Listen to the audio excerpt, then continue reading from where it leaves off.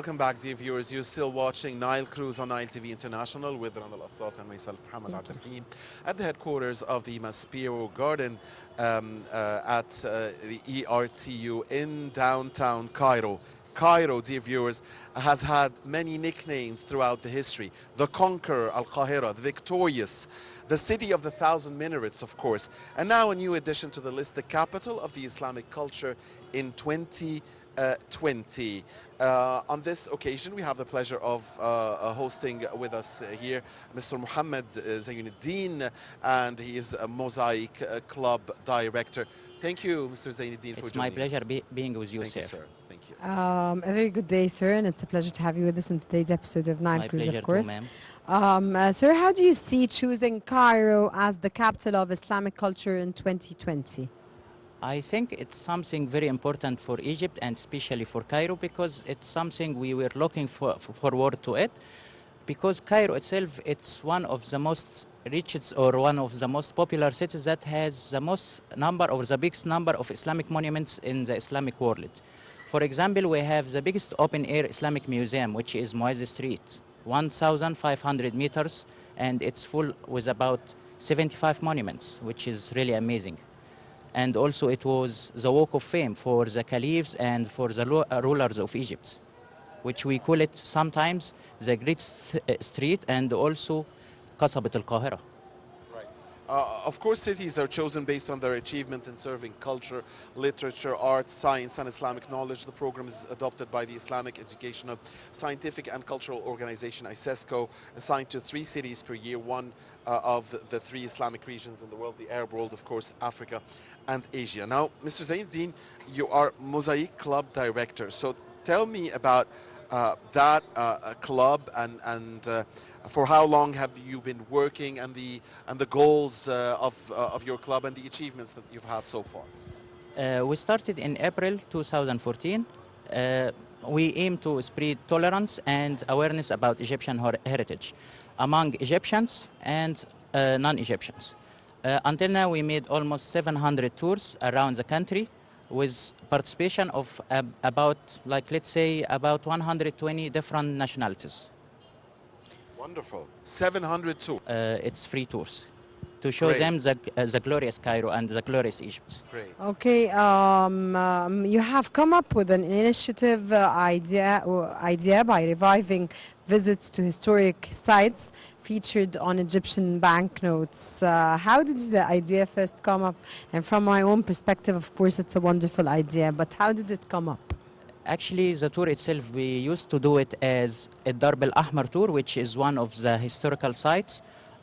But somehow I was looking at the banknotes, the Egyptian banknotes, and I found like most of the sites in this area, it's depicted on the Egyptian banknotes. So I was thinking like, okay, let's change the title of the tour. It's still the same tour, but we call it the Egyptian banknotes walking tour. And what it was successful. The name of the tour before calling it the Egyptian banknotes tour? Darb al-Ahmar walking tour.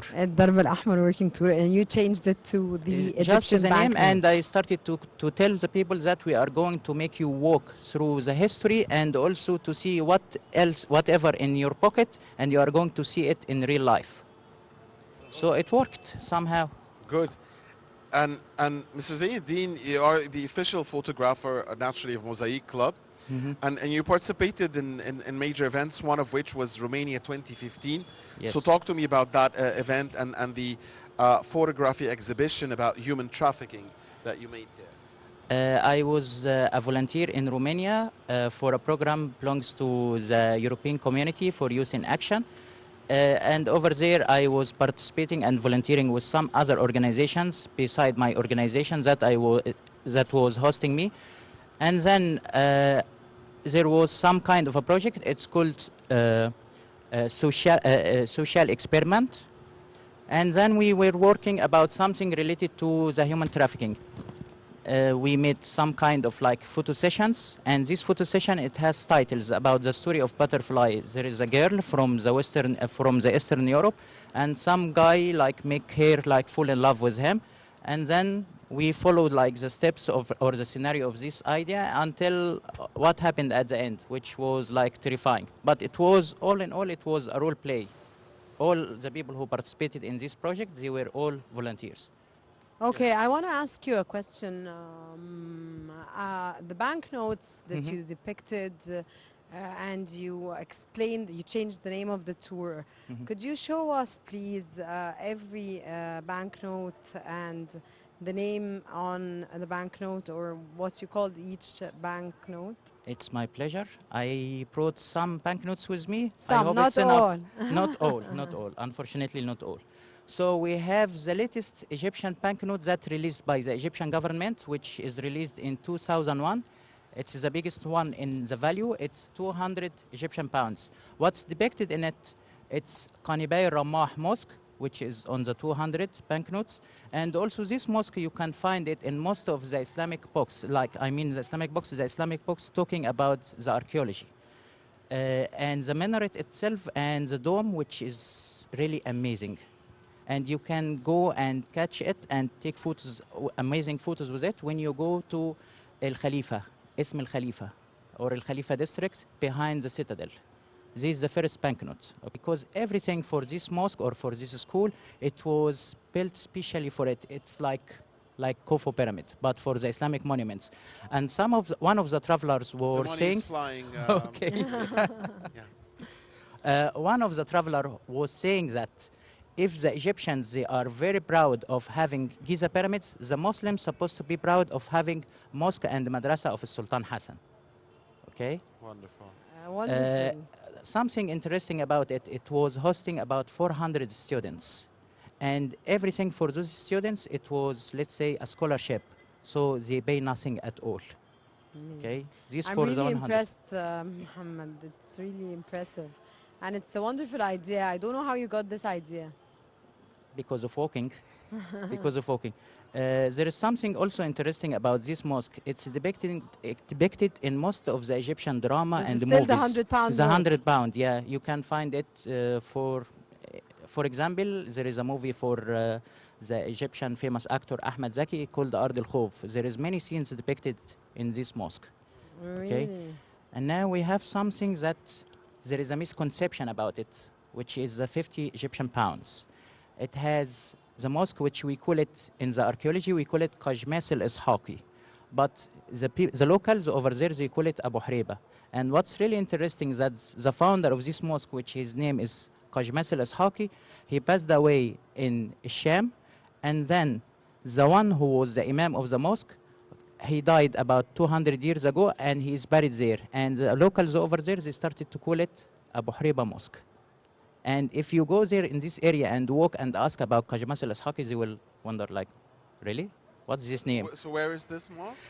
It's located in Darb al-Ahmar as well. Okay?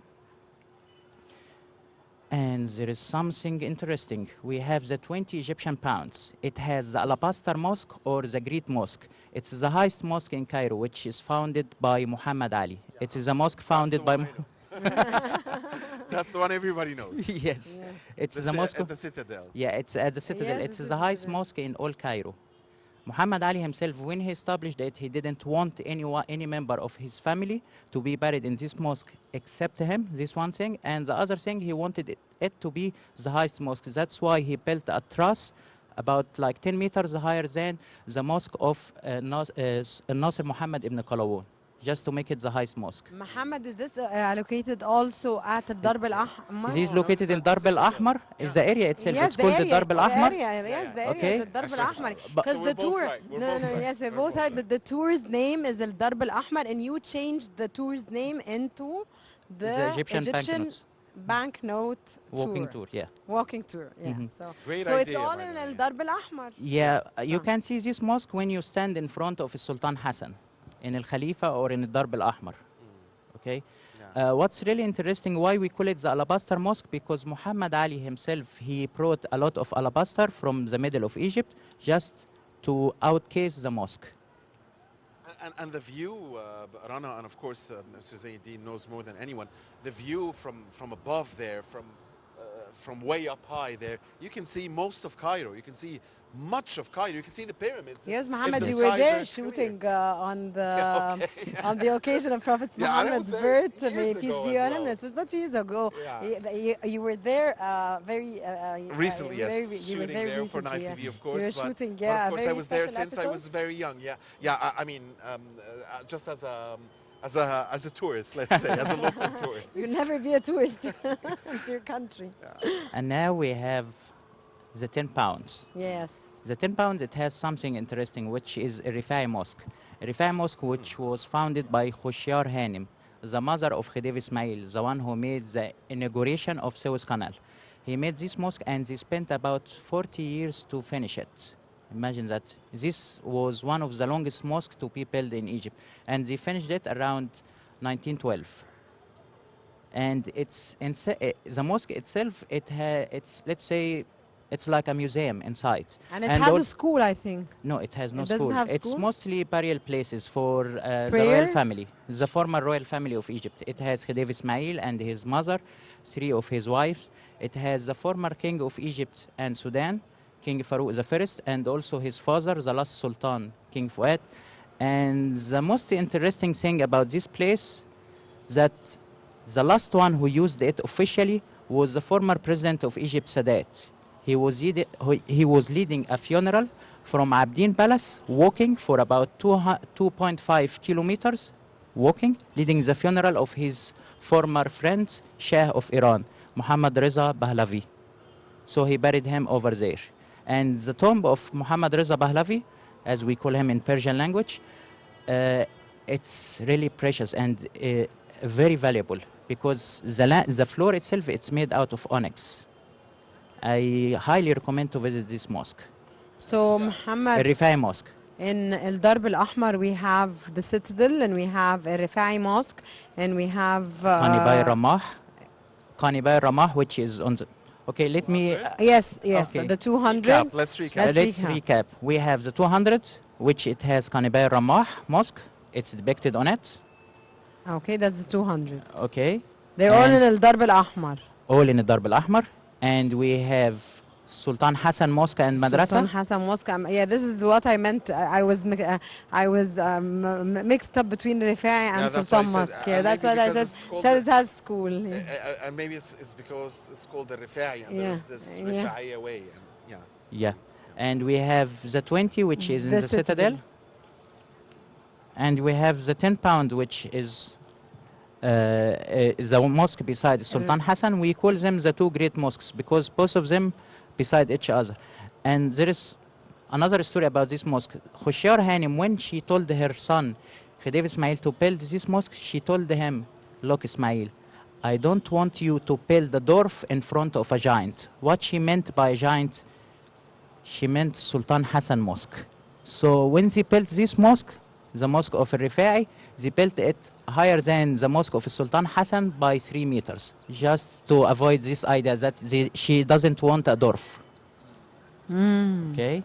That's really impressive. There is a banknote. It's not in our tour, and it's in It's another not in place. your tour. It's not in El Darb Al it's not Ahmar in or this in the tour, banknote but tour. it has the biggest mosque in all Egypt until now, since its foundation, which is Ibn Tulun Mosque, which it has like a very special minaret. We don't have anything similar to it. We call it the spinning minaret because it has the outer case outside, like the staircase itself outside, and it's the biggest mosque in all Egypt until now. And it's about, let's say, 1,187 years old. It's the oldest mosque still intact until now. We didn't make 1,087 years. Yeah. 1,187 Yeah, years. 1,187. Yeah. It's we call it Sheikh Al Gawama because of its condition and the way that they built it. Okay. Ibn Tulun, huh? Ibn Tulun Mosque. And there is something 187. I'm sorry? 187 Let's say years. about 1,200 years. 1,200 years. Let's say 1,200 years. It would make it easier. And there is another mosque. It's closer to Darb Al Ahmar. And this is the only banknote that I found. Nobody has it but you, I think. Yeah, the 25 piaster, which it has Sayyida Aisha shrine It's located in Sayyida Aisha Square, which it has the biggest market, one of the biggest markets in Cairo. It happens every Friday and Sunday. And the mosque itself, it's interesting. There is another banknote which I didn't bring with me, which 50 is, piastres? there is a 50 piastre and the One 1 pound. The 50 piastre, it has Al-Azhar Mosque, which is like, let's say, it was built first to be a school for the Shia theology by the Fatimid people. And then when Saladin came, he closed the mosque, and then the Mamluks opened it back for public to go to pray inside the mosque. And now it's the biggest theological school and university in all the world. In the whole of, yeah, Islamic world. In the whole Islamic world. And the 1 pound, which I didn't mention yet, it has Qaitbay complex in City of the Dead, or what that's what the foreigners call it, City of the Dead, which is an exceptional place to visit. It's really amazing, and I highly recommend it also to be visited. Your tour was amazing, really. Thank you so much. Yes, I enjoyed Yeah, it too, yeah, Mohammed. It's very really much. impressive, Mohammed. Thank you. Yeah, informative. We knew a lot about Darb al-Ahmar, Al-Mu'azz Street, of course, which are very important touristic sites here in Egypt. But I have a question, Rana, Yes, if go you ahead, allow me. Mohammed. No, of course. I wonder why isn't M.AbdelRahim Mosque there? Because as I understand it, it's the first, mosque in Egypt. That's a very interesting question, and let me tell you something. Until now, the archaeologists, they have a lot of debates about it. This one thing. And the other thing, the mosque itself, Amr ibn al-As, that we have now, it's 16 times the mosque that Amr ibn al-As himself built. The only original thing in this mosque is only the floor, the floor of the mosque. But it's very important for most of the Egyptians, especially during Ramadan. You will not find a place to pray in this mosque at Very all. true. Yeah. Mohammed, how do visitors react when they see these places you mentioned, of course, on the banknotes when they're going on a tour with you? They are amazed about it. This one thing, and When the other thing, they were holding the banknotes and they then take they photos with it. and with the banknotes. Yeah, they take photos with it, with the mosque or with the monument that depicted on the banknote. It's a wonderful idea, Mohammed. There is something I would like to mention away from the Islamic monuments, which is on the banknotes. If you go to the Egyptian Museum, you will find this wonderful guy, the Egyptian scribe. Yes. It's on the 200 banknote. Yeah. This one thing, I hope they are not going to move it to the Grand Egyptian Museum soon. Mohammed, hold it again. Let the cameraman. Sorry. The Egyptian scribe. Yes, the Egyptian Is the Egyptian scribe. scribe. The one who was writing and reading, and he was even a war reporter who went with, let's say, for example, with Ramesses II, went with Thutmose III in their battlefields. So they were depicting and documenting everything, even like the archive of the royal palace. And there is also another one I would like to show you. This wonderful statue. It's made out of diorite for King Chefren, or Kha-Ifre, or Khafra, as we call him in Arabic. It's one of the finest statues that you will find in all the world. It's here only in the Egyptian Museum, this masterpiece. It Okay. is a masterpiece, yes, Yes. and King Khafra. King 'Cause Khafra. this is the name that most Yeah. of the people know. Yeah, Of course. The Sphinx. the wonderful Sphinx. Of course. Hur M.Akhet, the one who's protecting the pyramids. The Sphinx And protecting the pyramids. Yeah, that's it about the banknotes. And that's I all hope they are about not the banknotes. going to fly now. Okay, Mohammed, what do you have stories to tell us more about the banknotes and the relation and the impact of what you did on the tourists that come to visit Egypt? Many of them, they started to request it, especially to have this tour, because let's say it covers many monuments while we are walking. It's about 2 kilometers walking tour, and most of my tours I do it walking. We don't need the transportation, so they come in the place and then we start walking in the place. What really makes a lot of impact on them, besides the banknotes, that they walk like Egyptians. They try the traditional Egyptian foods. They drink sugarcane juice, which we call it asir asab. They try fool and falafel. They enjoy to walk and live the daily life like the Egyptians and go to, for example, the tent markets, the khayamiyya, to see the handicrafts and the handicraftsmen, how they work and how they do the things. And also they ask many questions about the tradition here, and let's say, for example, about marriage, about how we study and the culture. And So which nationalities, from your experience, are more interested in this type of rich tour? there is no specific nationality for All it. I type have of a national. diversity, Everybody. diversity of many people. Mohammed, how do they know about your tour? From Facebook, TripAdvisor, Couchsurfing, Social media? and Airbnb. Yes. Do you give them the banknotes as soon as they come here, and so they see it and they get more and more eager to visit the No, places? of course you Do you show get the it money on. back if you give them the banknotes? There is actually something interesting. I gave the banknote for one of my guests, and then he said, "Oh, it's for me," and he kept it. And I was How so much I was thought, this? How much was this? Thanks God, it was £50. Okay, alhamdulillah. Okay, Mohammed Zeineddin, tourist guide and photographer. Of course, it was a pleasure to have you with us in today's episode of Nile Cruise, where you gave us wonderful, of course, informative knowledge about mosques in Egypt, about Al-Darb al-Ahmar, about Al-Mu'izz Street, of course. You gave us additional knowledge, informative knowledge. Thank you very much for joining us my in today's pleasure, ma'am. episode. Thank you, Mr. Mohammed Zeineddin, and good luck in future activities with the Mosaic Club that you direct. Dear viewers, please stay with Rana and I, as we'll be back here on Nile Cruise in a short while. Thank you.